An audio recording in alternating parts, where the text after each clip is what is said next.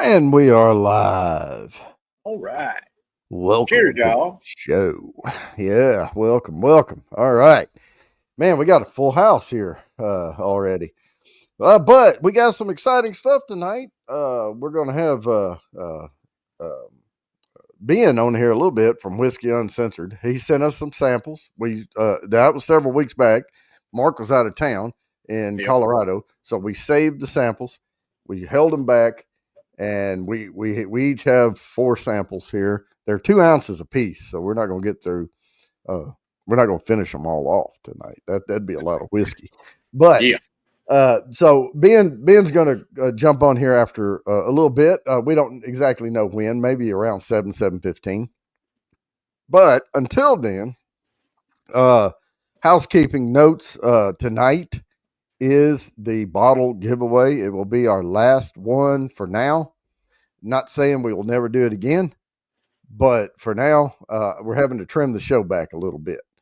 I am unemployed at the moment, so I am going through this job search thing, and I'm focusing on that. So, what's good is I'm working with an agency that's helping me. It's not like a headhunter thing. This place here offers all kind of services.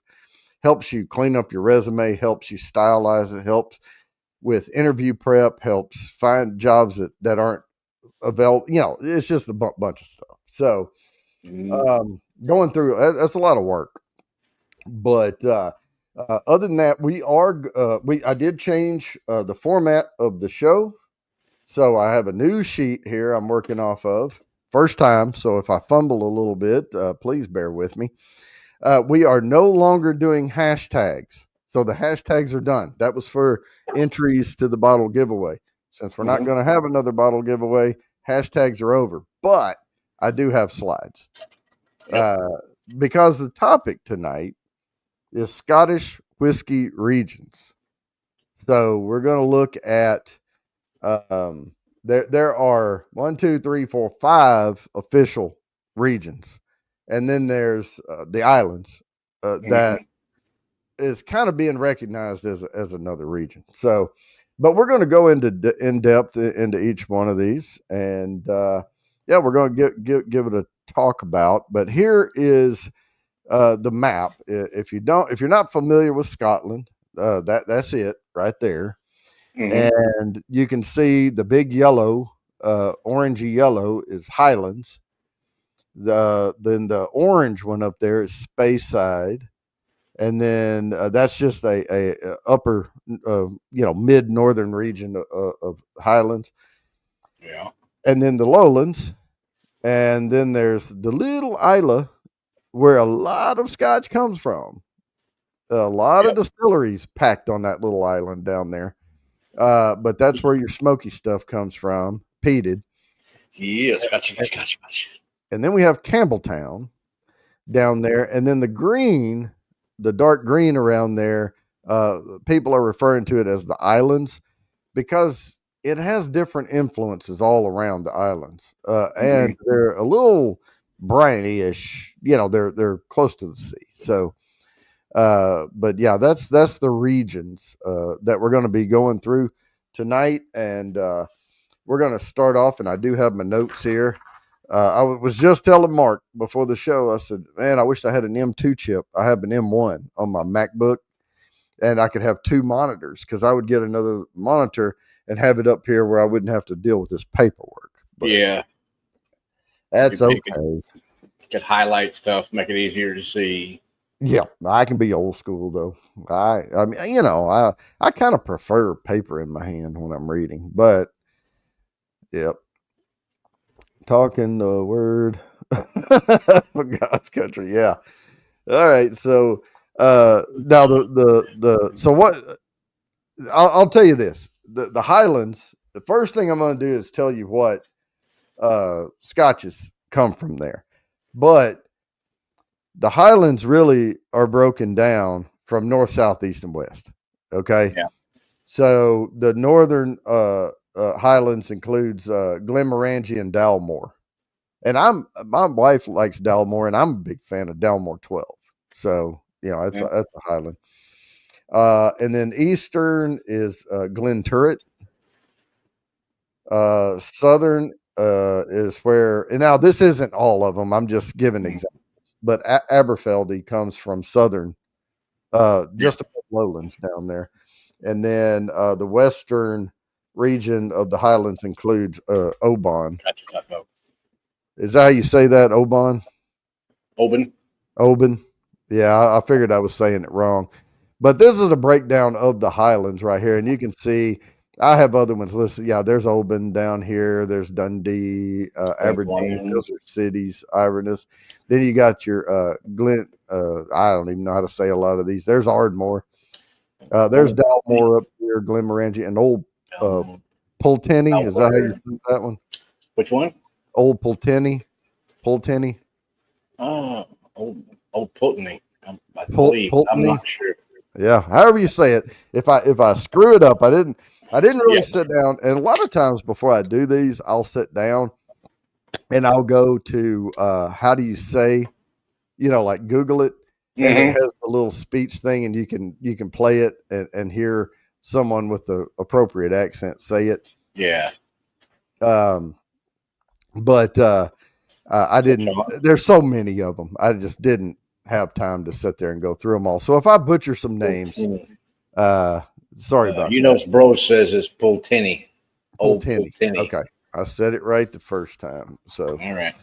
So the Highlands, it's the largest region in Scotland. The Highlands produces a wide variety of whiskeys. The size and varied landscape mean there's no single defining style, but general characteristics emerge within the sub-region. So the Northern Highlands are known for full-bodied, rich, and sweet with notes of heather, citrus, and sometimes maritime elements. And I already talked about the brands. The Eastern Highlands, often dry, malty, and slightly smoky. Southern Highlands is lighter, drier, and fruitier, with some similarities to lowland whiskeys, because they're right there, right off the region. Close together. The Western Highlands, influenced by the coast, these whiskeys are firm, dry, and often have a hint of peatiness resembling Islay malts. So, because they're right over there by it, because Campbelltown, there's the lowlands, and then Campbelltown juts down, and Islay's just right over there, and Oban is, right there above lowlands and Campbelltown and all that. So, gotcha. Yep. That's the thing with the Scotches. I've got a bunch of different ones, and almost all of them are slightly different. You can get there's a lot of them that aren't peated. I do like the peated stuff, but I have a lot that are not peated, and they're good. And they're more fruity typically, in my view. And now the only ones I've really had on here now I've had Aberfeldy before, but I don't remember all the notes I got out of it. Mm-hmm. But I'm very familiar with Glenmorangie and Dalmore. Yeah, those are the ones I've had a lot of. But I've only had the Dalmore 10 and the Dalmore 12 and the Glenmorangie 10. So those are the only ones I've had. And they had a Dalmore 15. It was about $30 or $35 more than the 12. Yeah. And I didn't get it because I'm more of a bourbon guy, but and I didn't want to get try it and go, oh my God, yes, this is so much better than the 12, and then get stuck, paying more every time I bought a bottle. By the way, right now I'm sipping on TX bourbon. Okay. This is Fort Worth. This is Firestone and Robertson in Fort Worth, Texas. TX bourbon. Now they have a cheaper blend. This is a single barrel, I think. Texas straight bourbon whiskey. Hey, Jimmy. It may be a small batch. I don't remember now. But the black on here is their second tier up. So they have a white one down here that's like their blend or whatever, and it's not straight bourbon. Nobody wigwag. We're giving it away today. Well, Kathy won the samples last week, but the bottle is this week. This is the bottle giveaway tonight at the end of the show. So, Amberfeldy is what I'm sipping on now. Yeah, so now let me ask you. Let me bring this up. True. Let's see. Let me look at these. Aberfeldy was is Southern Highlands. Yeah. Lighter, drier, and fruitier with some similarities to lowland whiskeys, which I haven't gotten into yet. Lowlands. It is. It's kind of sweet, kind of drying on the palate. Yeah, I think that's why, because I don't like a lot of peat. No, there's no peat in this at all. Oh no, I've got them packaged, Kathy. I didn't have time to get them sent out. I had meetings with this firm I'm meeting with, and it says it's supposed to be like a 1 hour meeting or a 30-minute meeting, and it turns into a 2 hour meeting, and I have hours worth of stuff to do. No, there's no hashtags, Gawani. Hashtags are done. But we are going to we're still doing sample giveaways. We'll do that right before the bottle giveaway. But that's just, if there's any supers that come in, we'll send you some samples. We'll spin for that. So, but nice, Sean. What's that? Sean Holgrave just said he just poured the Aberfeldy the 16-year. I have not tried that one. Ooh. I wonder if it's less dry than this one. This is, I think, the 12. Yeah, this is the 12-year that I'm sipping on. Yeah, because when we get into the lowland stuff, no, there is no more entries. Gawani, no more entries. We're not doing those. Yeah, only entries nowadays for now would be like super chats or super sticker, PayPal, something along those lines for the samples. Yep, that's it. There's Lori. For the foreseeable future. Now, I will say we do have something worked out here. I was looking into a different platform because the StreamYard has gone crazy. Yeah, they're going rogue. Okay, N and 10, Kathy Bates and YKB. There you go. And I'll be doing the samples this time. I've got Charles samples boxed, but I just got some more packing bubbles. So as soon as I get that packed up in the bubble wrap stuff, I will get that in the mail. Yeah, I know it's all arbitrary, but we are going to a one entry per every $1, because the only reason I was doing 2 entries for $1 was because it was going to the bottle giveaway. The bottle giveaway as well. Yes. Yeah. Makes sense.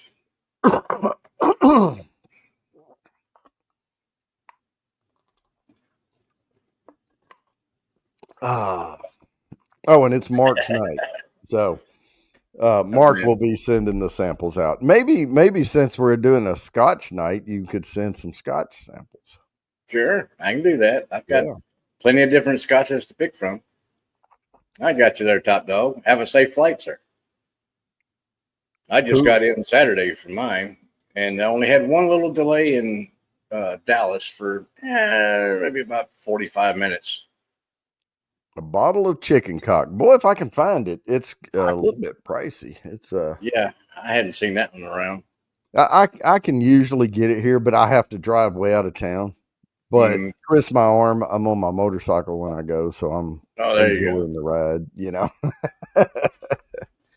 I put new tires on my bike. I had the front tire on now. Yeah, I got the front tire on. I had the back tire put on, and gosh, they charge $50 freaking $47 to mount and balance a tire. Jeez. And I just went and spent like $100 and something bucks, and I bought the thing that you put the tire on, and you can break the tire, unseal it, off the rim. Mm-hmm. And then I got the spoons and the little protectors, and then you just work the tire over the rim and then pop it off. The only problem I had was I didn't pull out my air pump. My air pump's out in the shop, but behind the house over here, kind of to the side of the house, I have a lawnmower shed, but it's a studded, like 2x4 studded building. We bought it with the house. I didn't build it, but out there on a shelf, I've got a Porter Gable big air tank. Okay, and little pancake compressors. Yeah, loud as hell, but yeah. But I didn't have a pump that would pop the seal on that tire. It wouldn't put enough air in it fast enough to grab. So I went down the road and I put a couple of dollars in one of those air up your tire at a gas station thing, and that didn't do it. So I took it to Firestone. And, I've gotten tires from Firestone in the past, and I just went in there now and I said, hey, guys, I've got a favor to ask if you can. And he's like, what's that? And I said, I'm changing the front tire on my bike, and I've got it all changed. But I don't have anything powerful enough to air it up. Yeah. And he's like, yeah, go to B3. So I went down there, and those guys were so friendly. They helped me out. And they popped the air in it, and pow, it seated on there. And they even said how much pressure you want in it. And I told them, and they put the exact pressure in it. So there you go. Oh, drink some of it, see if you can hit a parked car. Yeah. Oh man, I gave it to Joe. That's what it was. I had a bottle sitting there, and it had about like that much in it. I started to say I'd see how many ounces I have. And said I may go get another bottle at some point, but right now I'm trying to hang on my pennies. Just because I'm about to not have any more income coming in, so but now we're fine. But for now, eventually you're not fine. But because what it is I'm not ready to retire yet, and if I eat into retirement, then I have to work even longer. So it's like one of those things. Did you get a retirement from the last company? Well, no. I have stock and stock options and a 401k. Oh, okay. So, it was a building. But all right, let's talk about this next one. The next one, now this is up in that middle northern part of Ireland or Scotland up there. Speyside. There's a little arm that sticks out. And there is a bunch of them in there. Glenlivet, Macallan. I'm not going to say the Macallan just because they won. Glenfiddich, Balvenie, and Aberlour. Yeah, that's just a few. But yeah, it's hard to read on there. But I see the Glenfiddich, Glenromick, and Glenmoray. Yeah, Glenlivet. Yeah. So, Speyside is technically a subregion of the Highlands. Speyside boasts the highest concentration of distilleries in Scotland, and you can see it there, producing over half of the country's Scotch. Speyside whiskeys are generally known for their smoothness and sweetness, often with a fruity and floral character. Common flavors include apple, pear, honey, vanilla, and spice. Okay. Anytime, man. Influence. Now, these are often aged, more often than not, in sherry casks, which impart dried fruit, spiced oak, and toffee notes. So this isn't where the bourbon barrels go typically. Oh, about 50 or so, Sugar Kitty says. About what? Really, Peter? Most number of distilleries here is about 50 of them or so. Yeah. Now, Isla has a bunch of distilleries too. So. The Hoaxter? Oh, no. They're dropping like flies. Oh, damn. He Hadn't heard about that. chasing Ozzy, I guess. Yeah. And shoot, come on. There we go. I don't know, Fulton. I like a lot of old Ozzy songs. Honey Spice was one of the Spice Girls. Ben says, when do you want to make the scream weird? It's already weird. Come on, jump on. Yeah, we just talked about the and we'll fit these topics in. It doesn't take long to go over each one. We have time. We can spread it out. Yep, that's going to be different sipping on some of the Ben samples compared to what I'm sipping on already. Yeah, I'm gonna have to grab another glass. I'm just gonna grab one behind me up here. I'm gonna rinse this Glen out. And another little rubber coaster. The only reason I put these little coasters down is because they're silicone, and this bar is slippery without them. I don't want to bump the glass and slide it off or whatever. Ben Romick. There are more than one with experiment-only releases in Speyside. You have to be careful. Some are very light sherry, others are sherry bombs. Yeah. Yeah. I wonder where Avalor is. It's a Speyside. Yeah, and it's a sherry bomb, too. Yeah, you talking about on the map or? Yeah, it is Speyside. Speyside, yeah. Yeah. Avalor. Oh, it's right in the middle, right there. Kind of in the middle there, yeah. Yeah, this one's a special release. I got a couple of them. I got the Albuna and a different one. But they're both pretty much a sherry bomb. Oh, you know what? I don't know why. What happened to there? My logo. I'm paying all this money for this thing. I might as well put the logo up there. Oh, what I was going to say earlier is we found another streaming app that we're going to try. Now we still have this for like a little less than 100 days now, on this one. So several months. We still have it for several months. Yeah. But I'm going to switch to Melon. Melon? Yeah, Melon. So Melon streams just like this, and they have a free version, but the problem is the first tier paid version on this costs $480 something a year or $490 a year. Oh yeah, on Melon it's $9.99 a month, and it removes their logo. I can put my logo up, and that's what. And I can stylize it look just like this. It'll just, instead of being StreamYard, it'll be. I'll have to get used to the controls, but Yeah. Well, that's with any of them, really. Yeah. Oh, Isla's up to 11 now. Yeah, and the only reason I said Isla has a lot is because it's so small. It's such a small region.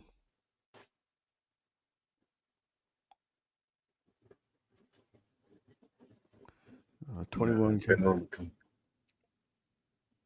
Wow. Oh, okay. I have not tried that one. Ben Romick. I don't think I have any of those.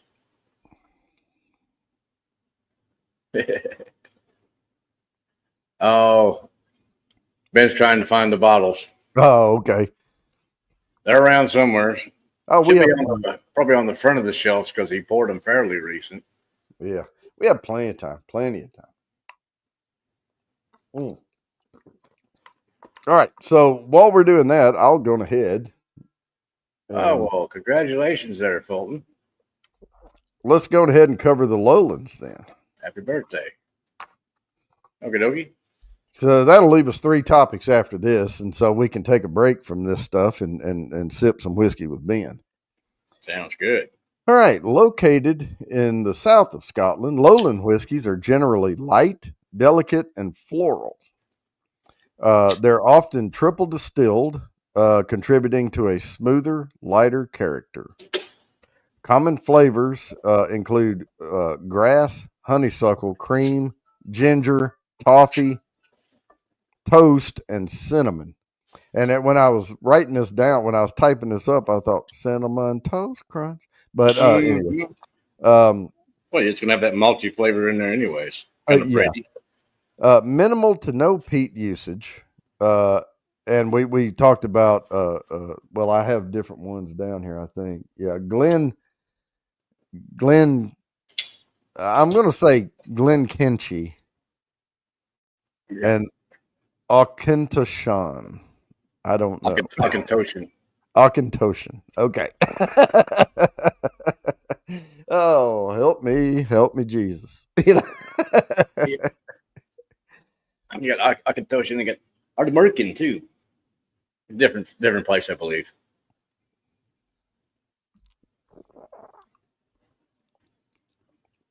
All Oh, right. nice sugar kitty. But yeah, that's where we are there. Oh yeah, I was going to bring up Lower the map. close. It's on a low Yeah, that's the low lowland place. down there. And you can see over to the left of it, kind of grayed out. There's the Campbelltown and the Isla regions, and the Mm-hmm. islands right above it. So yeah, there's the Glenkinchie, Auchentoshan, Mm-hmm. Isla Bay, and Bladnock. Yeah. Okay. Well, and I've been to Edinburgh before. This is where we went when we just visited Scotland, Oh, and we okay. went to Glasgow, and we, hit, that's where we were staying. And I had no idea at that time when we went. Actually, I didn't even really know how far south we were on the island, Mm-hmm. and I had no idea that it was considered the Lowlands whiskey region.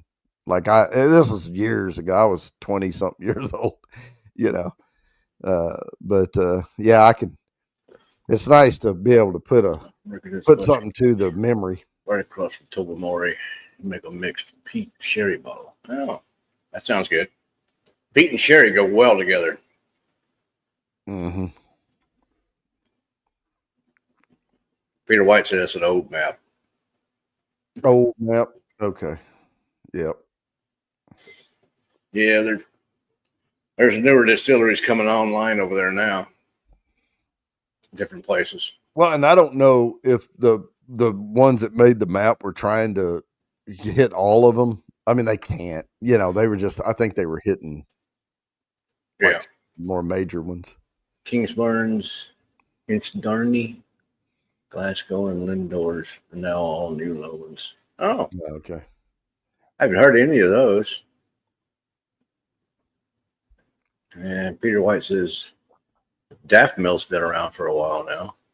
Haven't seen that here in the States to buy. Yeah. And again, I'm still, finding new scotches and trying new scotches and some different blends and specialty ones. There's quite a lot to choose from. I mean, it sounds like something I need to try because it sounds like a flavor profile I would be interested in.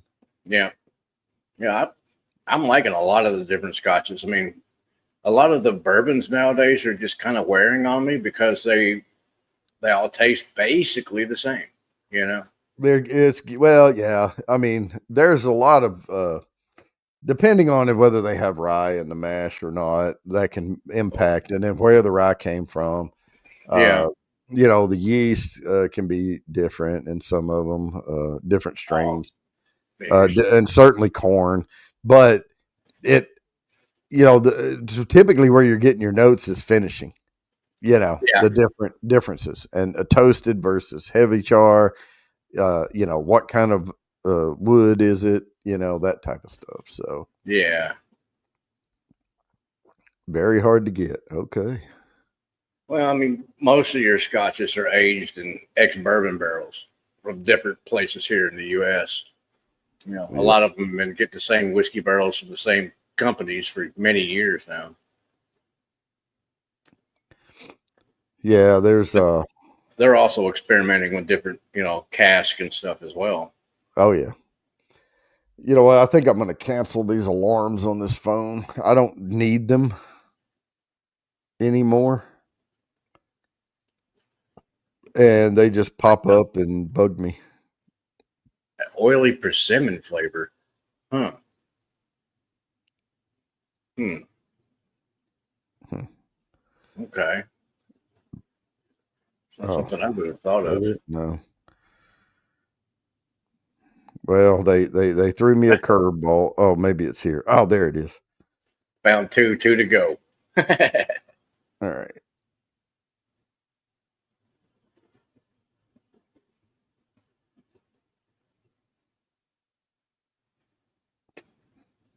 No worries, Ben. I am going to leave 2 of them on. Grand Morangi Triple Cask Reserve. At $40. Okay. All right, I'm going to leave the 8:15 alarm and the 2-minute warning at 8:28. Glasgow. Oh, wait a minute. I do have a Glasgow. I do. Glasgow 1770. I've had their regular and their peated. I really like the peated one. It does taste a little young, but I like that because the peat stands out more. Or I should say comes across more, kind of like an Ardbeg 10 or Ardbeg Wheat Beastie or something, where it's a little more present. The 5 is a little young, but still. Yeah, I was going to try that wee beastie and can't find it. Really? That's on the shelf always around here. There was a spot for it. It had the tag with the price, and it was all gone. Dang it. And it was only at one ABC store. There is a new ABC store, though, over in King, North Carolina.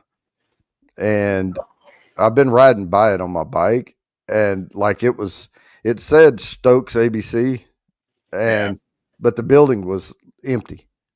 So they were building it up, and now it's open. So the last time I rode by there, I was kind of in a hurry to get back.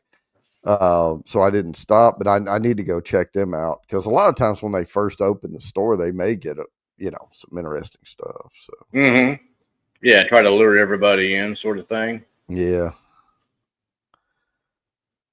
Well, if nothing else, I need to see who's working in there and meet them. Somebody I know or don't know. Yeah. Get the regular Ardbeg 10. Okay. Yeah. Port Charlotte. Yeah. Yeah. Yeah, I prefer both of those over the Wee Beastie. Just better. A little more aged, a little better flavor it comes across. Lady of the Glen Daft Mill 10-year for $200. Yeah, no. If I'm going to spend that kind of money, I'm going to get me a Octomore. Tully Barton. Who's this? Boona Hutton. Oh, there's an old Putney. We were talking about earlier. Mm-hmm. Yep. Great looking bottle on her. Neat design on it. Like your still design. Sometimes stuff hides behind other stuff. When Here. Isla Rossi, the Koala Island, Long Road, Campbelltown, another Kilcairn, Campbelltown. Well, while we're waiting on Ben, let's cover the next one on here. All right. It's a Isla. Oh, now we're talking. Yeah, so let me bring that up here. Oh, I want to pour some, but we're having these other whiskeys, and Isla will just kind of cover that up. Now, for whatever reason, this image, all the other images came in clearer. This one was like really small and like a thumbnail, and when I blew it up, the stuff's very hard to read. The stories, but I couldn't find a better picture, so it was the same one that did it because that one's highlighted. The rest of them are gray, same color and all. But anyway, the island off the west coast is renowned for its heavily peated and smoky whiskeys. Isla's peat, rich in, I guess, sphagnum moss, imparts a strong, earthy, and smoky flavor. So They dry it. They use it to, and typically this is back in the day. They would dry. They would use that to dry and stop the malting process. Is what I remember from it. Excellent. Coastal influence. It's briny, salty, and medicinal notes, sometimes described as iodine like, are also common due to the proximity to the sea. Variations. Southern distilleries, Lafroig, Lagavulin, and Ardbeg, are known for bold, briny, and heavily peated malts. Northern distilleries, Bunnahabhain, Bergladich, and is that Cole Isla? Koala. Koala, yeah. Tend to be drier and less peaty. So Lafroig, Lagavulin, Ardbeg, Balmore, and Koala. Yeah. Yep. There you go. So we all knew that. But the one I fell in love with is the Oogie. Oogie, oh, yeah. It just doesn't have that medicinal flavor. It has a meaty flavor to it. I'm going to go with this one. It's a blend of Ardbeg, Balmore, Koala, and Port Ellen. Oh, wow. So we get a little bit of all of them in there. Yeah, there you go. And just a little one. Colila. Okay. Okay. Ila. I guess Ila. You know, stainless steel things that you can just throw in the freezer. Yeah, I've seen those, Lori. Yeah, I'm not a big fan of them. They don't really water it down for sure, but they don't really do much. No. And I tend to keep my temperature in this room at 69 degrees. So I tend to like my whiskeys at this room temperature right here. Mm-hmm. And besides, you can drink 2 or 3 and have that thing in your glass and then go pound the last sip down, it's liable to chip a tooth. Yeah, that's true. Yeah, they can slide down. And I have veneers that cost a lot of money, and I don't want to risk that. Yeah, Jimmy. Yeah, that medicinal note. It sometimes comes across as Band-Aid. Yeah. Or like iodine, like mercurochrome. Remember that stuff? Yeah. It'll kind of come across as that kind of a note sometimes. Mainly with the Freud is the one that I noticed that note in. Most of the other ones don't have that weird Band-Aid note to them. Won't get someone looking at you weird if you pronounce it either way. Okay. Okay. Quila.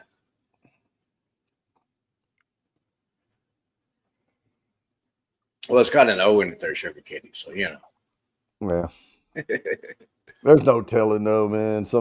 I was looking at some of those names of people from Finland, Norway, Estonia, that type of stuff. And it has the accent marks on certain letters, and I don't know how to say that stuff. I could, but I'm just not that interested in learning. Yeah.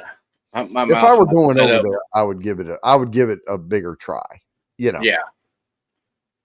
Well, I can see that, but I'm kind of an old school redneck, so it's hard for me to pronounce half this stuff anyway.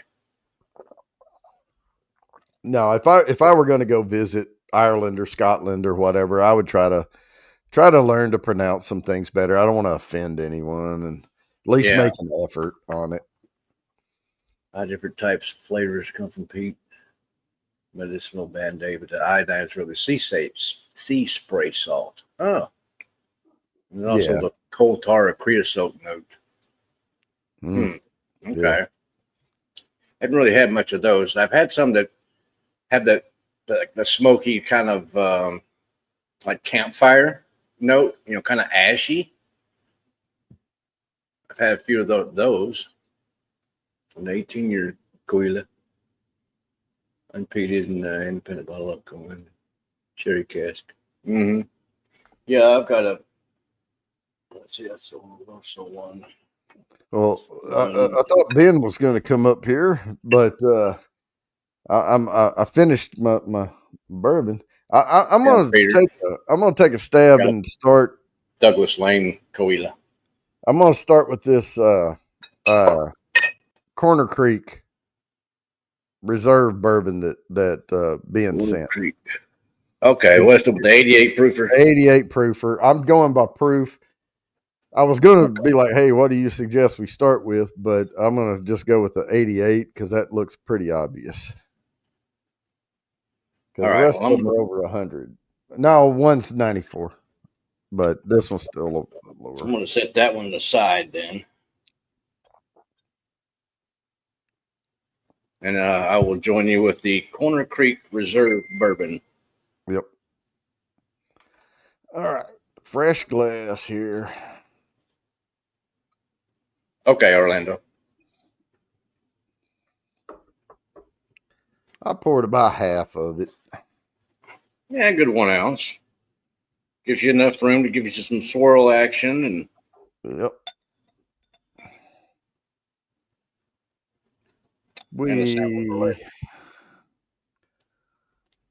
Okay, so we'll give that a shot. Kind of steamy in here.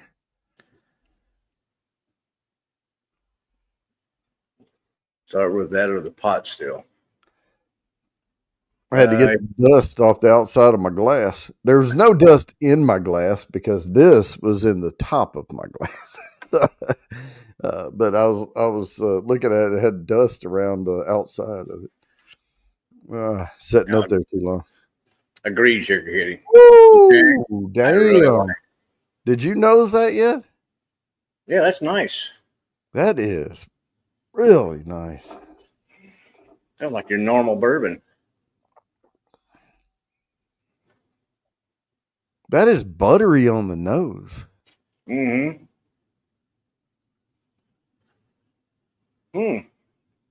It's got promise. Yeah, it does. What is this? Corner Creek Reserve. I wonder where that's from. Wow, the flavor did not let down. Now, the flavor comes across stronger on the tip of the tongue, but as you continue to wash it back, and it has hardly any finish at all because it's 88 proof. I mean, yeah, it kind of drops off. Yeah, but it's a buttery caramel, goodness. Yeah, sweet and buttery. Yeah, it's good. Oh, I have a confession to make. I didn't call you that. We played. Yeah. We played cards last night, and I drank Heinekens, and so I didn't eat dinner. And when I drink beer, I don't normally eat dinner because I'm getting calories off the beer.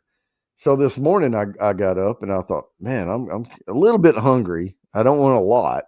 So I did a soft boiled egg, like a 5-minute soft boil. Yeah. And there was some brioche bread that they had in there, and it's a thick slice of bread.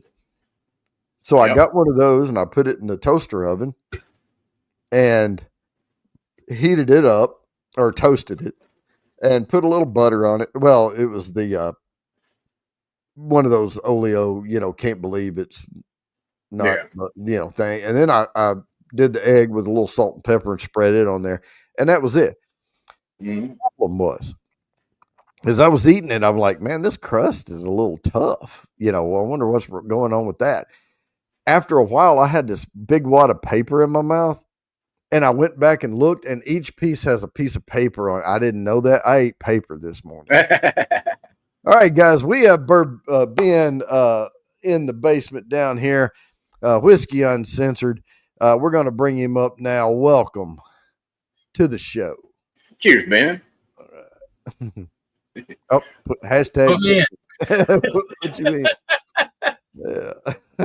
So this is the first one you guys poured, the Corner Creek, right? Yes. Nice looking bottle. You've maybe seen this. You've maybe never seen this. This is an old school bottle, 88 proof that almost nobody knows is actually sourced Willie. Okay. Really? It tastes nothing like pot still. No, well, it's not. No. This is a high rye mash bill. Yeah, this is buttery, man. Yeah, I'm not getting the rye, like the spice. And this comes in a small batch and a 10-year variety. This is an old bottle of the small batch. Oh, And they were okay. sourcing back when it was even from them when it was back when it was KBD, like Oh, way wow. back. Oh, groovy. So, Oh boy. cheers. Cheers, man. This thing is now the finish lets you down, but other than that, We'll get to the finishing moves. Don't you worry. mhm. And I left room so that there could be a next time There you go. in the Willet profile because I didn't hit you with the full on purple tops. I Oh didn't yeah, hit you. I didn't hit you with the true cast strengths or the finished. So yeah. there's No, room. There's room for a Willet the next generation if it goes good. Because I and know I've you. I know tried. you are not a Willet boy. Yeah, I've tried those Willets before. The estate ones, the purple top, that type of stuff. Uh, when I was at a whiskey bar, Mm-hmm. I'd buy a pour of it, try it. The problem with doing stuff like that at a whiskey bar, I'm like Pokemon. I'm trying to catch them all, and I leave there and I can't remember how I got there, and I wake up luckily in my own hotel room and not on the street and that type of stuff. So In the gutter. yeah, it's one of those things where I can't really evaluate the whiskey very well. Yeah. Well, that's why samples exist. There you go. Now this is really, really good. Yeah, this is a good whiskey. Some nice legs to it. Got a good. This is like a flavor. $40 bottle, $35, Yeah. $40 bottle. Yeah, definitely worth it. My favorite though is the nose on it. Mm-hmm. Well, and that first hit you get lives up to the nose before it hits mid palate.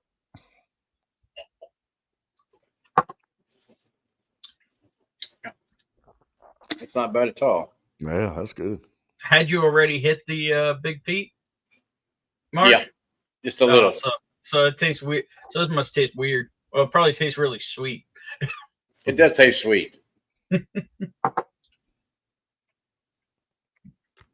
got definitely a sweet note to it. I am gonna have to take a minute because I forgot to fill up my water. Oh no! This thing is completely dry. 108 ounces, nothing. That's not good. Hydration is key. Yes. So what would be our next sample? The old school? Yeah. Well, I don't have the old school. Jody, I don't do you have either. the old school? No, I had one and a shelf broke and it fell and busted, so I did not replace it. I had drank about a third of it. Do a nip of the old one, Mark, just so you remember how bad it tastes. Yeah. And give tasting notes. That way, when you try the new one next. I'll tell you what, I'm going to pour just a little bit in this new Glen over here. You might have to throw that Glen out afterward. I don't know. I'll take it into the dishwasher, put it on super hot cycle. Yeah, that's what I do. So the Willet Pot Still New Mash Bill. I'll pour that in this Glen. And I can have a direct comparison. Well, I'm going to go ahead and pour the new just to let it air out a little bit.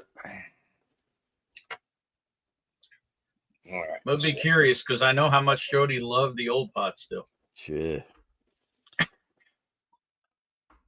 It was my favorite. Mark, I want to know if they even smell similar. That's the old one? Yeah, that's the old one. No, they smell completely different. Because they are. Everybody hates on the pot still, but the pot still is now the low-proof iteration of Willet's Weeder. Weeded bourbon. I was going to say the nose on it. The nose on it's kind of light. It's but it's wheat. So yeah. But at the same time, compared to what it used to smell like. Oh, I know. It smelled like butane before. It's got an odd soapy note to it. What, the malty old soapy? The old one. Yeah. I'm catching a little of that malty note with this one. Let me grab just a glass of water. I will be right back. All right. Sure. Yeah, I'm not going to taste it yet. I'm the new one. I'm going to wait.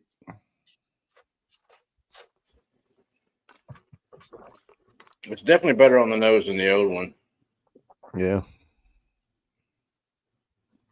I'm loath to even try the old one. I mean, what I hate is that Willet came out with, and they called it pot still, and people would try it, and they would swear they could not stand anything that was pot still. And I'm like, no, that's not true. No, I mean, I like a lot of different Irish ones, and they're almost all pot still. Yeah. Usually triple distilled too. Well, most of your better boutique bourbons, like your signature ones, like they'll have a column still in the distillery, but they'll do their good stuff in the pots, in the copper. And Cheers, John. That's the I was just saying, being that a lot of people, it's hard to get them away. When they tried the old Willet, that's the only thing they knew that they had tried that was pot still, and they would say, "Oh, I hate pot still." No, you don't. You just hate that one. You just hate that was a bad whiskey. Yeah, that's all it was. All right, I'm gonna try it. Here we go. Now the old one. Here we go. The old one smells like a purple crayon or something. Ooh, that's good. That's a whole different flavor profile. Yeah, welcome back to the pot still. Welcome back. All right. Is it still in that? It made him happy because he was afraid. He was about to sip it. He was afraid it was going to taste like the old one. Well, I just didn't. Look at Mark's face. How at Mark's face? He just tried the old one. No, that's the new one. Oh, okay. That's not bad. That's not bad at all. It's nothing amazing. No, but it's drinkable. But you could drink it. It does have a decent finish to it. It's not a really long finish, but it's got a nice little finish. Yeah. Now we'll go over to better than Weller Special Reserve, because that's a weeded bourbon right nearby, and Weller Special Reserve people lose their mind for. All right, I can have more than one port at the same time here, but we have I'm looking at the XO and the 4-year small batch. One of them's 107 and one's 109, but that's so close. Yeah, so the next two, the 109 is a rye. So you might want to do the rye last. Yeah. I would do the 107.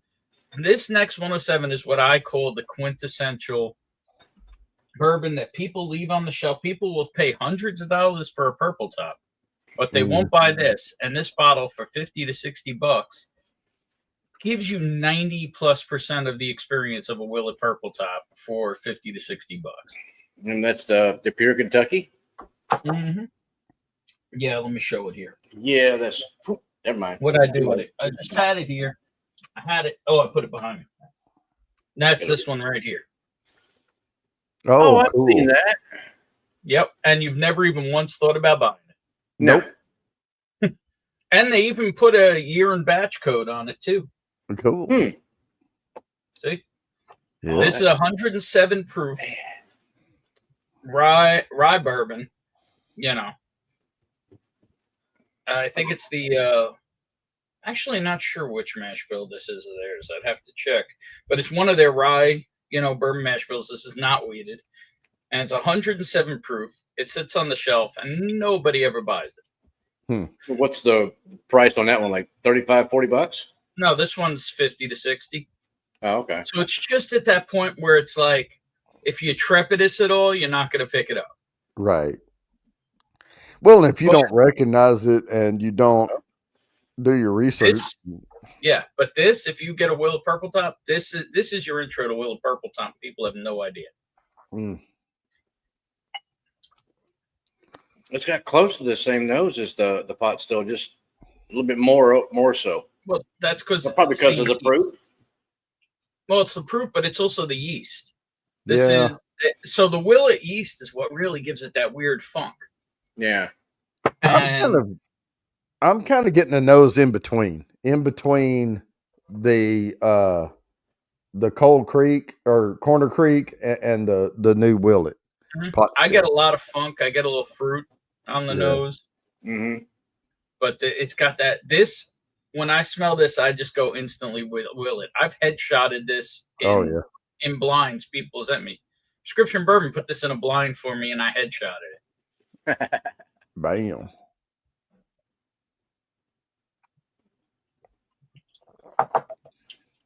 Oh yeah. Oh yeah. Now we're there. See that 100, just good. Over 100 proof. That's my sweet spot. That where I like to live. Have you ever bought that bottle? No.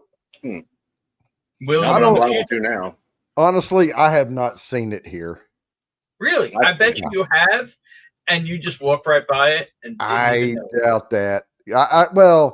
I'm not saying they don't have it in North Carolina, but at the ABC stores I go to, I have not seen it because I will methodically, when I go into, especially at Moxville ABC, I look at every single bottle. I scan every one of them. And when I go in, she knows I'm going to be in there a while. Because I just. Sugar Kitty says. I'm checking the North Carolina ABC. Sugar Kitty says 72, 13, 15 mash bill on the Pure Kentucky. Okay. So, yeah, that is the traditional OG Willet mash bill. Yeah. A lot of corn. Now, I will tell you. There's a database for NCABC. Mm-hmm. All that means is they can order it. Oh, I understand that. Yeah, it doesn't mean they do. There used to be a website that tracked it, where you could find it. Yeah, but the secondary people were flipping on that, buying it, checking that out, going, "Oh, we're going to go to there because they have this today." Yeah, there's a familiar note here. Cheers, sir. Trying to pin down. Yeah, Johnny Drum, Rowan's Creek, and Noah's Mill. I got the Rowan's Creek and the Noah's Mill. But this is a worthy pickup, and almost nobody ever drinks it or picks it up. No, it's. I would sip this. I would sip this a lot. It's not and bad. For $50, 50, 60, 55. Hell, I think it's a better deal than what is it? Woodford Reserve Double Oak. Yeah, I think some places you can find this for 45 even. God, that'd be great. I mean, it may have gone up, but yeah, like everything has. But yeah, my thing is that you'll have guys who will spend $1,000 on Willet Purple Tops. Yeah, but for a daily drinker, they want something else, and I'm like, it's right here. Yeah, man, that's fantastic, man. Yeah, I mean, it's one of those, like you said, it's like the other one. It's not anything to write home about, or it's not anything to, cut a whole separate video series on how good it is or whatever. But it is a solid sipping whiskey. And on Sealbox, I just checked on Sealbox and a Total Wine, it's $48. Oh, that's perfect. There you go. That's go. even cheaper than Woodford Reserve Double Oak.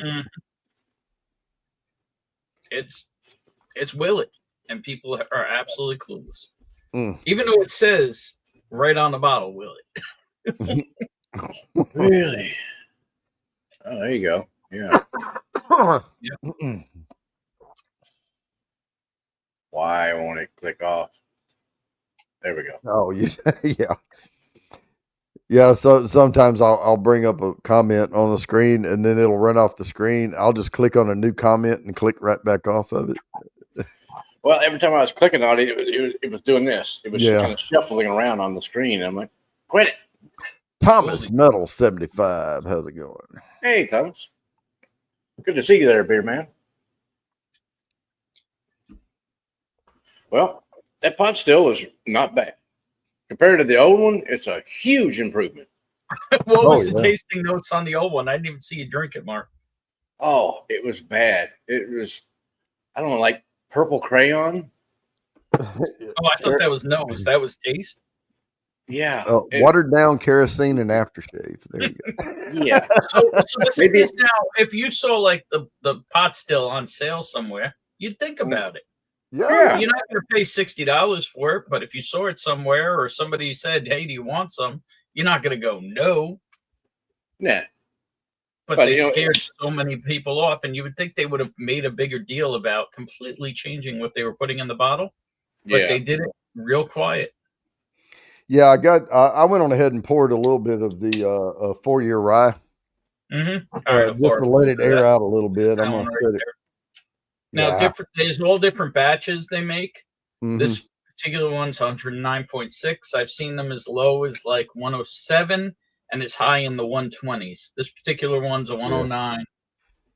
I mean, for me, I tend to, if I see some store picks or something and they have several versions of it, I tend to go for the slightly lower proof. Mm-hmm. But if you see Willet rye picks, they start 150, 200 bucks.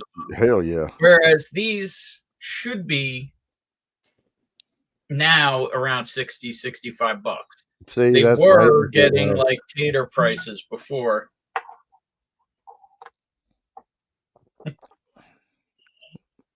Now, I saved a little bit of the pot still. The old Fitz-7. Yeah, I went back to it after the Pure Kentucky. Jeez, and I hope you saved them. I sent you 2 ounces of each. No. I mean in the glass. I poured it in. I saved like a little bit in the bottom. It does. So here's the thing. I don't think the first one, the Corner Creek, would hold up chasing, but that one, it was okay. It's a lot weaker, after you drink the other. Back to back. I wanted to put in some stuff that people have no idea is Willet. That's why. Oh yeah, absolutely. Man, I'm ready to be educated. And it figures like 2 days after I sent those samples out, all this new swag came in. Yeah. So I'll have to hand deliver some of that separately. Oh shit! Now I just threw a whole bunch of it on the floor. Step on it a little bit. That'll be my swag. You can send it. All right, there you go. Tennis shoes. Nice. Yeah, I'm gonna pay $52 pick up there for this. All right, this is the 4-year. Yeah, sweet. Peter, I have one of those too. The old Willet Rise that were MGP. So up until just a couple of years ago, Willet was still contract distilling almost everything. I'll tell you this. I'm a fan of good rye. I'm not a fan of Whistle Pig. I can tell you that already.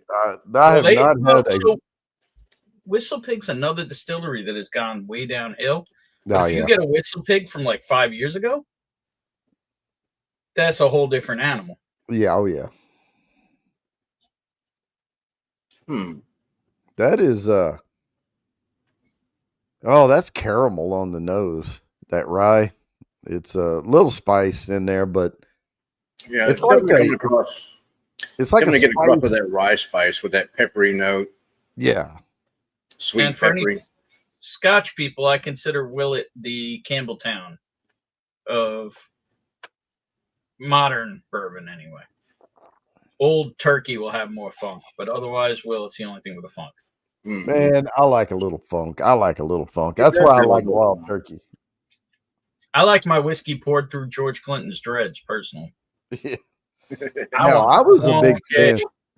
Psychedelic, man. What did you think of Noah's Mill? I like it. I have them all. I'm a Willet boy, though. Yep. When I first tried it, I bought the Noah's Mill and I got it home. I poured maybe a half ounce of it. Mm-hmm. I nosed it, took a sip out of it, and then just slugged it down and just threw it back. Mm-hmm. And I thought, God, that tastes soured. And so I just let it alone.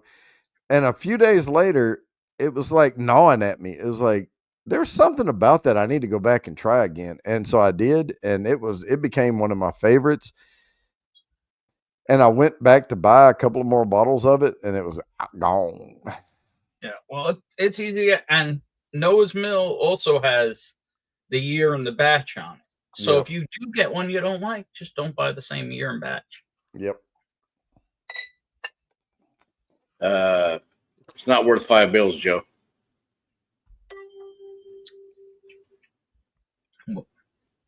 $5 for what? What do you see? So, 12-year rye. Oh, well, yeah. 12-year rye single barrel. That's the problem. High age Willet, they have about lost their mind what they are charging distributors for.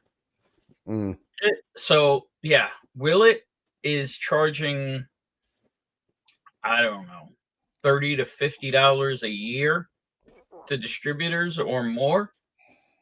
So, yeah, like that $500 bottle, I believe it's the one he's talking about, would actually dropped in New York City. There was a rye and there was a 12-year rye and I think a 13-year bourbon.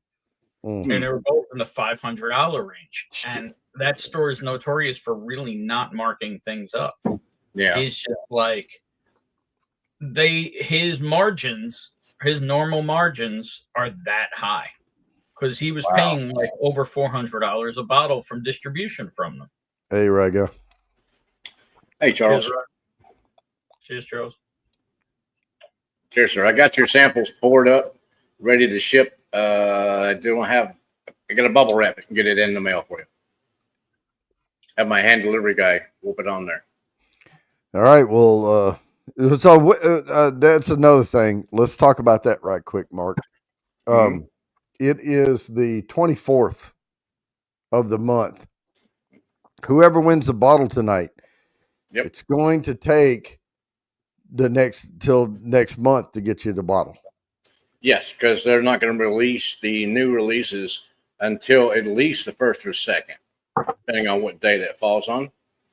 So I won't be able to pick that up, but at least I will be able to give you the option of, do you want the bourbon or do you want the rye? Yeah. Or like Lori was saying earlier, could she choose a different bottle of something that she already likes? That's possible as well too. So I would strongly encourage anyone, if you have not had Still Austin's Nancy Fraley picked rye, get it. Get that one. The bourbon is fine. The bourbon is great. Bourbon's that good. Rye is outstanding from Still Austin. And a lot of them now that she's picking are like 6-year-old stuff. Yeah. So speaking of, what do you think of that Willet rye? Oh, I love it. It's a good rye. I mean, it's like, again, it's one. Now this one, I would be more apt to say, hey, if you see a bottle of it, someone who likes rye, I'd be like, hey, get a bottle of that. If you don't pay more than $70-$75 though. They get marked up. They were rare for a long time. That's the good thing about ABC is, and normally I don't tell people to go buy stuff here because I don't know what's in their area. I don't know where they are. I don't know how much it costs. But with the ABC stores, the only real good thing about it is they don't mark them way up. I hear you, but Jody, I don't know if you know this. Everybody in the crowd ain't in North Carolina. I know that. Well, that's why I said when I tell people, I'm usually telling local people, hey, if you see this, go buy it. Kind of an apple note on it. Kind of like a green apple. A little bit. Definitely. There's a lot going on. This particular bottle, I don't know that it's a true example, but it's interesting. True that. Well, you mentioned Campbelltown earlier. Yeah. The one it's got its own little funk, kind of like Wild Turkey has its own little slight funk to it. Not if you have Dusty Turkey. Dusty Turkey is funkadelic. Yeah. Let's talk about Campbelltown right quick, because I've got these topics for tonight, and so you can see them on there. So Campbelltown, we're talking Springbank, Glen Scotia, and Kilkerran. All right. So Campbelltown, once a major whiskey hub, Campbelltown at the foot of the whatever that is, Kinterry Peninsula, whatever, now has only 3 active distilleries. Characteristics: full-bodied with a depth of flavor and a slightly salty finish. Smoky, vegetal, fruity, vanilla, and toffee notes are also common. Unique notes, often described as having an industrial funk or a scent reminiscent of wet wool. So there you go. Campbelltown. Sugar Kitty says 2 new ones are being built. Glengyle and Springbank, same owners. Okay. That's Cool. just because they can't. That Springbank is printing money, and they can't make enough of it. Yeah. Well, it's hard as Springbank. It's hard to find. And then, Longrow's made at Glengyle, I think, right? Sugar Kitty would know better than I would on that one. Longrow. That's Yeah, I think that's made at Glengyle, technically. Let's see. Peated Campbelltown single malt Scots. Made in Scotland. What do we see here? J.A. and Mitchell Company Limited, Campbelltown, Scotland. I'm sure Sugar Kitty knows. Produced at Springbank. All right, I finished off the new Willet. It's a Springbank. Well, they all say Springbank. What about Kilkerran? Even Kilkerran says Springbank. Kilkerran is Glengoyle. Okay. Distilled by Mitchell's Glengyle. Okay. Yeah, that's what I had wrong. Okay. Kilkerran. I'm pretty sure the only one I've tried on here is the Glen Scotia. Yeah, I got some. We should change that. I've never been that big into Scotch. I mean, I like single malts. It's just like I know what I like, and you got that. Oh, yours looks a lot less than mine right now. But that's my that's my third bottle, I think, of Irene's. Oh, it's so good. I might have picked up another backup this trip. You should have. My goodness, that's some good stuff right there.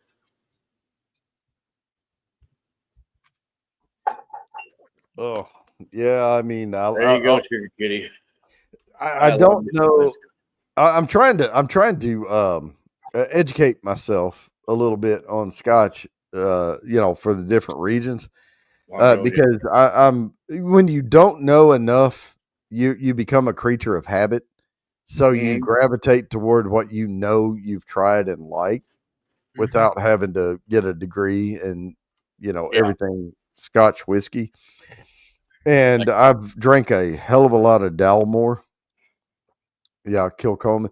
And you've got me into a few other things, Mark, and I'll get Mark on the phone while I'm in the ABC store. We're breaking the law, by the way, because we're not supposed to be filming in there. But I will bring him up on like the. Are you breaking the law, or are you breaking store policy? Store policy. Breaking the law. Yeah, it's not the law.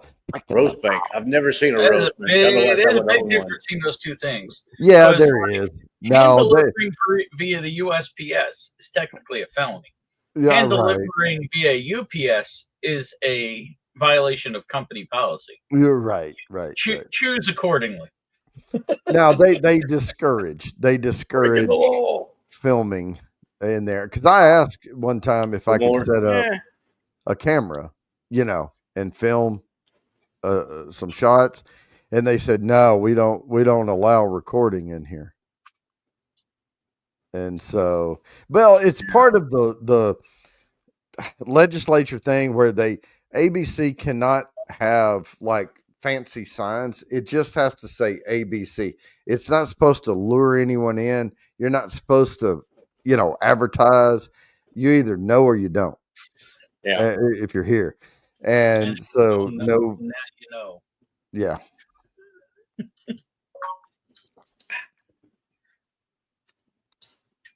Ready to drop down more for a Boona 12? Yeah, I would do that.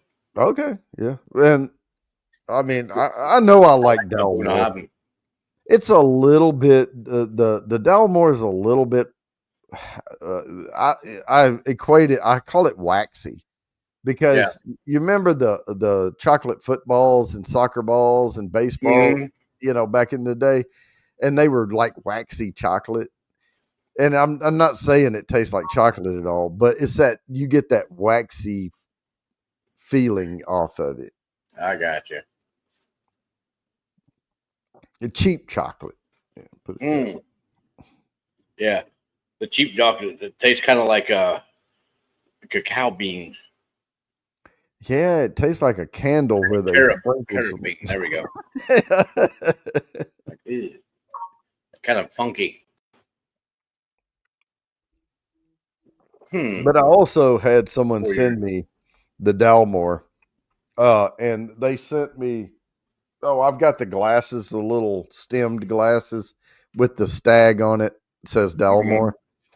Yeah. And it came in a gift box with 2 glasses and a bottle, and it kind of got me hooked on it. Oh yeah. Or yeah, the other cheap chocolate is the gold doubloons. You know, the little. Oh yeah, those things were smell. Yeah. Oh, they're bad. It's not worth getting the foil off to eat the thing. I don't know. I'm fat. I might have to. It might actually be better just throw it in your mouth with the foil on it and chew it up. Well, here's the thing, though. We were at a party, and it was a treasure, like pirate party thing. I was a kid, you know. Somebody had a themed party, and they were cooking burgers and dogs outside, and on the picnic table there was a big. They called it the booty, and it was all like the gold coins and, you know, different trinkets and things. And so I grabbed like, I don't know, 5 or 6 of those things and put them in my blue jeans pocket. And we're talking Southeast Arkansas. And when I got home, I swear to you, those things were a little bit soft, but they were not melted because they won't melt. Oh, geez. Oh, they will melt. Horrible. It just takes they will eventually, yeah. And I just threw them on the table and they hardened right back up.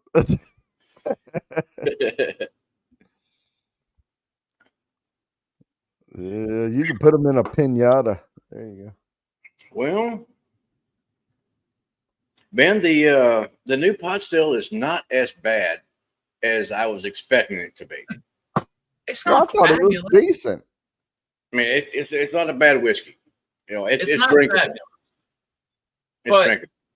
The Pure Kentucky really surprised me. That's quite tasty.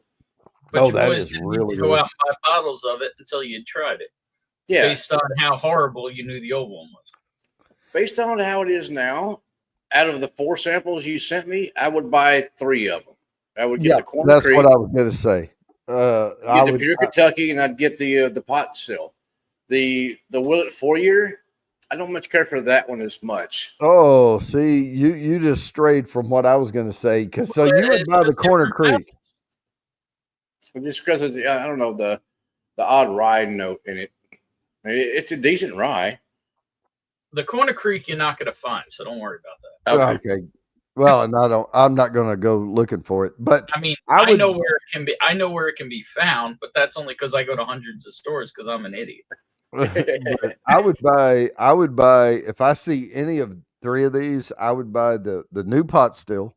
Make sure it's the new one, and then the XO or the Pure Kentucky and the 4-year. The rye. So, I would buy all 3 of those. So the easy way to know on the pot stills, on the old ones, the UPC was a sticker.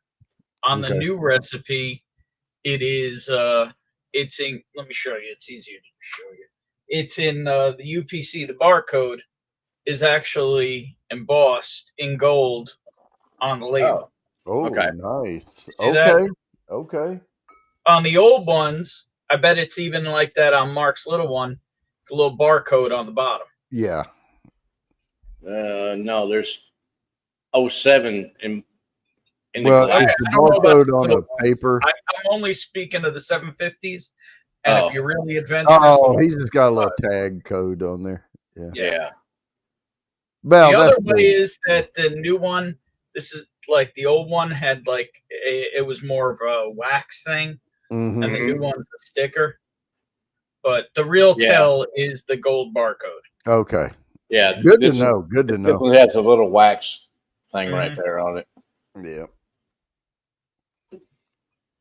No, I mean, because I've seen them on the shelf here. We have Willet pot still on the shelf here all over.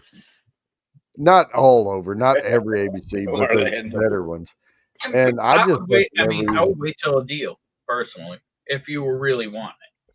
But I just never even. I would just scan past it because I was like, "Oh, that's." And not only that, it absolutely sucks to try and put on your shelves because it's so wide. Oh, I know the freaking thing's that big around. I was like, yeah, but floor whiskey. Interesting looking bottle, but takes up a lot of shelf space for sure.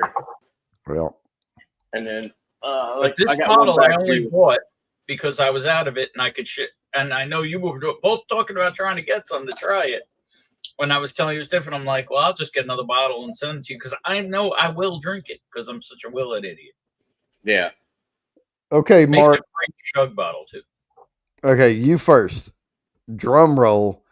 Which one of the four is your favorite?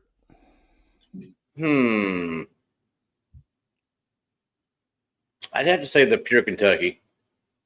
And I figured you were gonna say that because you went with the Corner Creek. My favorite is that rye. The rye, the 4-year rye. Yeah, the 4-year rye. I mean, I love the Pure Kentucky, but the 4-year rye, that one is doing it for me. If you're a rye fan, it definitely has that nice spicy peppery note to it. Mm-hmm. And for me, I was getting like a green apple on that as well, like a Granny Smith apple kind of a note. And that was pretty good. It was interesting, Well, I sent you both enough that you should be able to revisit it. Oh, yeah, I got an ounce. I can revisit. I've got an ounce left in each. There you go. Don't be talking about Mark's little one. Come on, but it's so cute. Gee. Look at the less shelf space it takes up. Oh, yeah, that's true. You know what? The little one still takes up as much shelf space as the 750. Look at the base of it. Mm-hmm. Well, it's not much bigger than my Glen. See? Yeah. It's not bad. Boy, here's one of the local ones I got that takes up shelf space. I may drink the rest of that rye tonight. Oh, well. I may not be able to revisit that one. That's going to be. Where did it go? They are not hard to find. In almost any other state, I can tell you they are not. They were hard to find for a couple of years. They're not hard to find anymore. Yeah, but at least it's narrow front to back. Well, it's narrow it's this like way. An Elijah Craig or other stuff, you know. Sitting that way on it takes up a whole lot of space. And you do get your cool little gold pick to play with if you're a guitarist. I would not use a metal pick on my guitar strings, but yeah. I covered up with the 4 Do you want me to bow out of here, or do you want me to keep hanging out? Oh, no, you can hang out. I'm gonna cover this last topic here. So let's talk about the islands. Now, this is not officially recognized as a separate region. Okay, this is typically recognized officially as part of the Highlands. But you can see them in orange around here, right? So, while not officially recognized as a separate region, the islands off the Scottish coast, excluding Islay, by the way, are often considered a distinct category due to shared maritime influences. And when we say maritime influences, we're talking about salt and briny sea, okay? Characteristics vary widely, but often include briny, salty, and peaty notes, reflecting the rugged terrain and coastal location. Now, the one I'm familiar with is Jura, but it's right by Islay down there. And it's not nearly as peated as some of the stuff I've tried, from that region. But it is peated. But it's moderately peated. Jura sucks to me, the one I had, but it's good, and I call it a smoky old-fashioned. I like making like a simple syrup type thing, gives it a little kick, and it does have a little smokiness to it. But I haven't. Oh, sorry. Good. Oh no, go ahead. I was gonna say I haven't gotten to try any really old Jura, but supposedly old Jura was quite good, and then it got bad. Yeah, this Isla Rossi. Yeah, to me, Jura tastes like a cheap Scotch. And I've only tried it recently. Over the past year or so, 2 years. And then I don't see Lecheg on there. One people should get familiar with. Oh, Lecheg is a mole, isn't it? Alamo, Tobermory, Alamo. Yeah, that's Lecheg. Yeah, it's on there. Kind of great. The ones I had listed was Talisker, Highland Park, Jura, and Aran. Yeah. Or Aaron. Tobermory. But they vary widely. And when you look at this, you're talking about west over here, the Western Highland region and Northern Highland region. They're getting influences from that, but they're out at sea with a lot of ocean spray coming in, so they vary, but that's why they're not like an officially recognized region, but they're distinctly different from a lot. And it's good to know if you're buying a Highland Park, you're not getting necessarily a Highland whiskey the way the core region is. You're getting a Highland whiskey that has a lot of what they call maritime. You're getting a lot of sea salt in there. Yeah, sea salt note to it. Yeah. Where is Edredor and Craigellachie? That's Lecheg. Mark, you might have drank it already, but you should have a sample of the Aaron Master Distiller for me. But you might have drank it already. I got to see it. Deanston, Glencadam, Detling, Bardstown, Hendry. It might also be on the table behind me. That's possible. No, I think I sent it. Nope, you're right. I drank it. All right, I'm gonna play a video right quick, you guys. So hang on 1 second.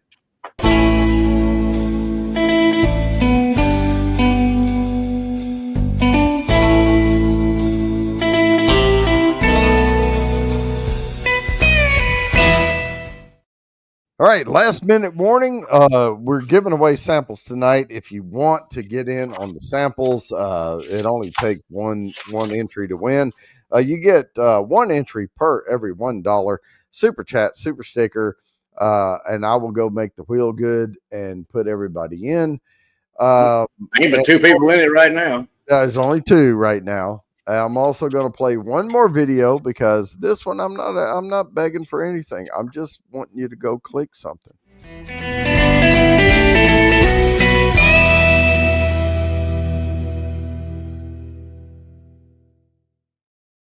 All right. Yes, the eagle. That's the Punch the Eagle. Love it. Yeah, Punch the Eagle. Yes,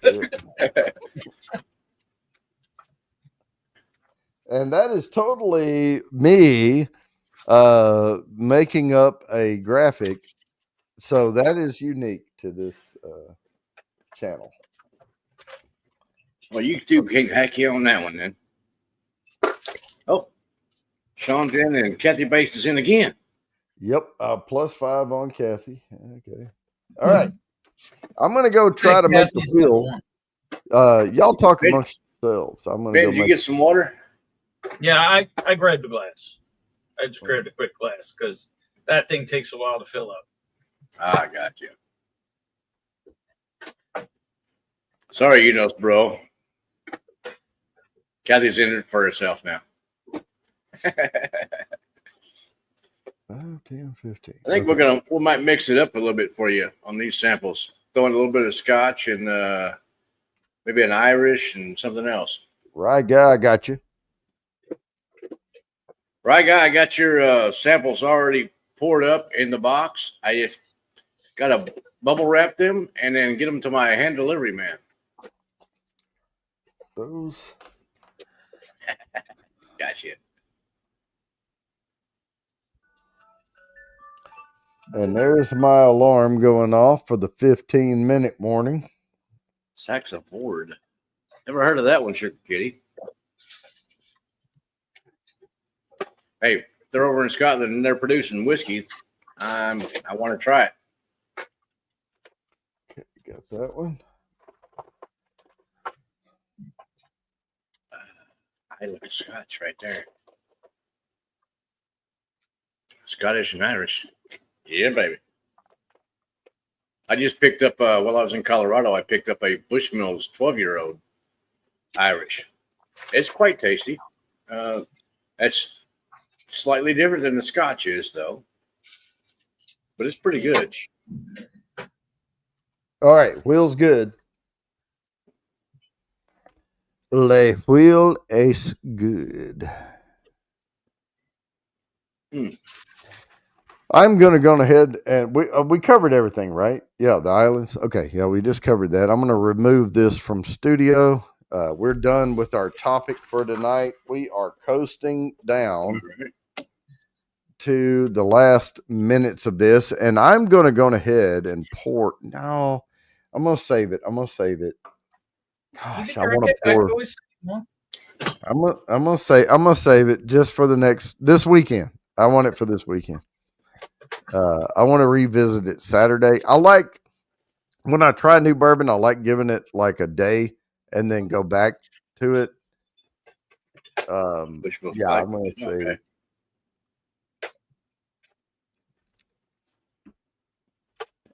That's good to hear, Sugar Kitty.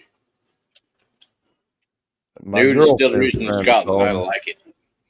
Yep, which means we'll see whiskey from them in like 20 or 30 years. Yeah, well, maybe 5 to 10, but I mean, something we'd want to drink. Kilhoman, they were putting out some pretty young stuff. 4 or 5 year old stuff. They're putting out a lot older stuff now. I mean, you can get like 8 and 10, and I think they just came out with a 12. So, and I like all their stuff. Even their younger stuff was really good. And then Art American, they've been putting out some really good whiskey, and they're a young distillery over there too. Well, I will say this. In addition to this weekly live, I've been looking at doing a really short what happened this week in the world of whiskey, like a little news bite type thing. So I've been trying to keep up with stuff, and I'm just not comfortable enough yet with the changing environment I want to bring you accurate stuff, but whiskey's on a downslope right now. Bourbon, in general, is on a downslope. It has to do with a lot of things. It's not just the tariffs. It's post COVID. It's people getting back out doing things. There's a lot that goes. Summertime. Yeah. People drink less whiskey in the summer. Yeah, whiskey is a fall, winter, spring. And then so we're in a lull right now, and there's a lot of restructuring going on. But I think it's a good thing for the industry, because what we're probably going to see, at least for the near future, is less and less of these boutique MGP. I just slapped my label on a fancy bottle type shit, right? Because it's not worth their time to do it, and that's really where we need to be. It's so nice, but it's just straight up MGP. Sorry, I will agree to disagree with you there. Okay, what's your take on it? My take on it is barrel brokers are overflowing with high-aged whiskey, and I actually think you're going to see more of I'm seeing a lot of the craft stuff shut down, and I'm seeing NDPs pop up left, right, and center. Yeah, well, I know about 2 new ones in the last 3 weeks. Yeah, maybe they're augmenting, some of their. You've also got a lot of these guys that were working on coming online for the last couple of years, and now they can't sell a damn thing. They open their doors and they slam shut 2 days later. Yep. Yeah. And Sugar Kitty said some of them are already going bankrupt over there. I think there's going to be a reckoning. There's going to be a reckoning that happens. And more than anything, it's any of them that actually had a real business plan versus let's just make or get some whiskey and make some money. Yeah.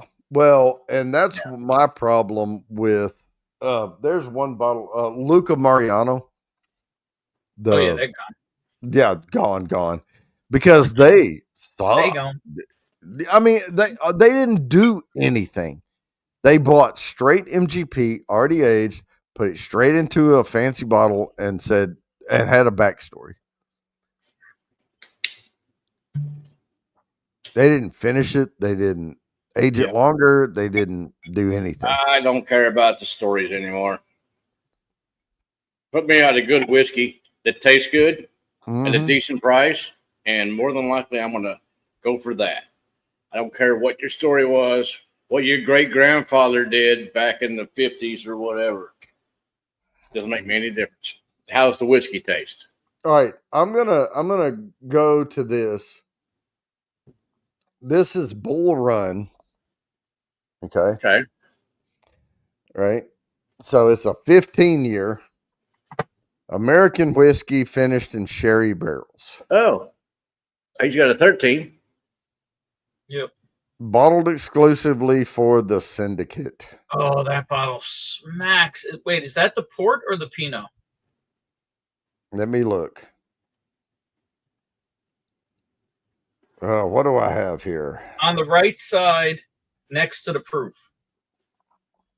Okay, right side. Oh, it might be really toasty.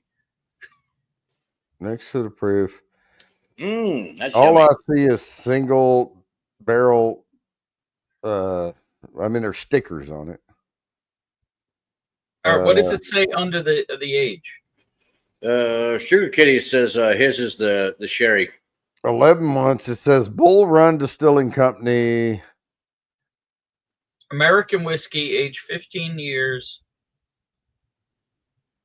With further aging in.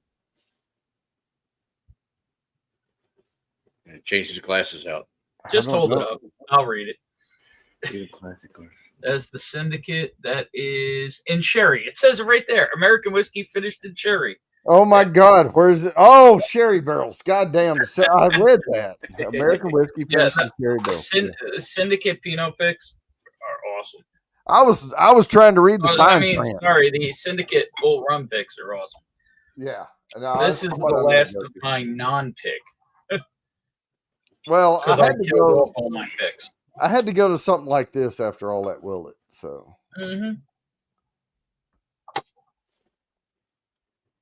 This is one of my 2 minutes till your 5-minute warning. Oh, we're getting there. We're getting there. Yeah, we're about to get there. Okay, guys. We have the wheel. Let's give away the samples first. Wheel. Okay. This should you got a high chance. You got a high chance on this one. All right, Mark. Here we go. All right, I'm getting a piece of paper out. We're gonna just hit shuffle a whole bunch of times and spin. All right. I quit counting all that. I just shuffle. Sean Holtgren. Oh. Congratulations. Wow. As he would say, dudes. Sup, dudes? All right. I'm writing this down because I know in 2 or 3 days you're going to be like, who won? So. Yeah. Sean, either get a hold of Bourbon Bounty on his email or me. You can get a hold of me on my email at I'm scrolling mine across the bottom. There you go. So sample win. Send it to him, and then he'll send that to me, and then I'll get a hold of you, and we'll pour you some scotch, baby. Yeah, I will forward that thing right on. Thank you, sir. All right, I'm going to drink the rest of this 4-year rye. I thought you were holding that. Oh, what's left in the glass. Yeah, that's it. Yeah, I'm just what's left in the glass. Oh, that's just not even half an ounce right there. Oh, that wasn't even a quarter of an ounce. Oh, that is so freaking good. But I'm going to get into the Bull Run right after this. I'm on the Glasgow. Now, the last thing we have to do here bottle giveaway is the bottle giveaway. So let's get that out of the way. Because that's such an inconvenient. No, I'm kidding. Come on. This is the most exciting thing of the night. Here we go. Yep. Last bottle giveaway for the foreseeable future. Everyone can see this, right? I'm going to shuffle. Holy crap, look at those names. I'm just shuffling up a whole bunch and spin. Bam. Didn't even That is a job of names. There is a gaggle of names on here. I have no idea. We don't even know until it pops up. The Rye guy. Oh. Let's guess what he's going to pick. I'm going to guess he's going to pick the Rye Nancy pick.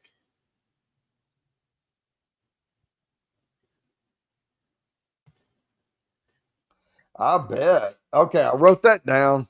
Okay, let me stop sharing. I'm going to go ahead and write him down for the Nancy Rye. Yeah, it's going to be a week or so, a couple of weeks. I will send Mark the money, and then we'll get that out. As soon as they release it, you know, they're going to have to release the new Rye. But I will more than likely go down and pick that one up unless he changes his mind and he wants the bourbon. Well, which I kind of doubt.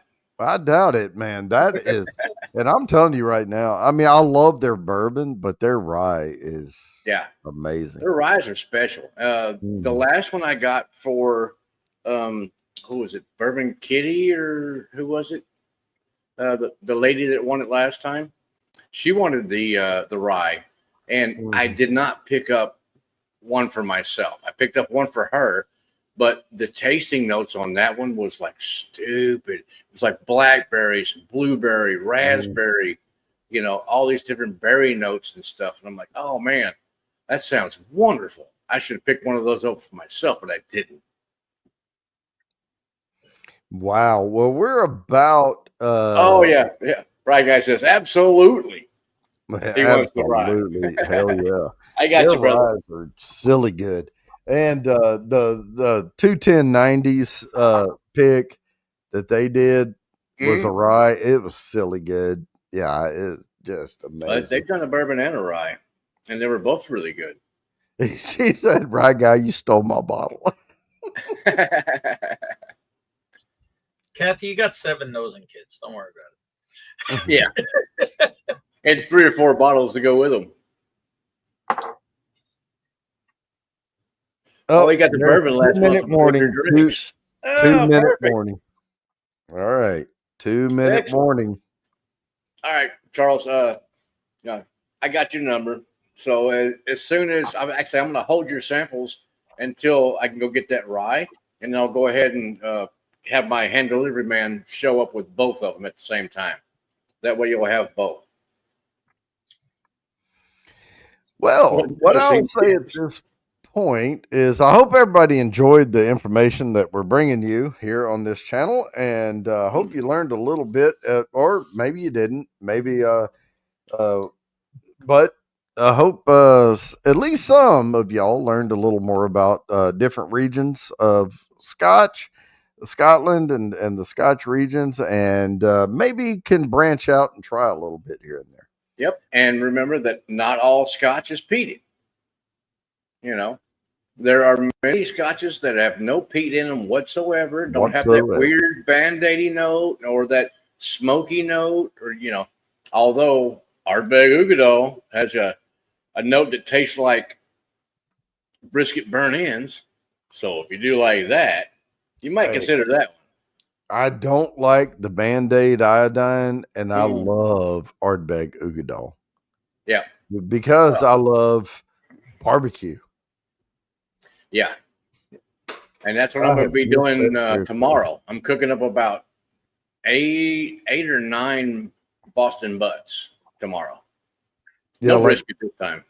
Peter White said only about 20% are peated. Yeah. Yeah. But everybody thinks that, you know, Scotch is that peaty weird smoky stuff, and it's not.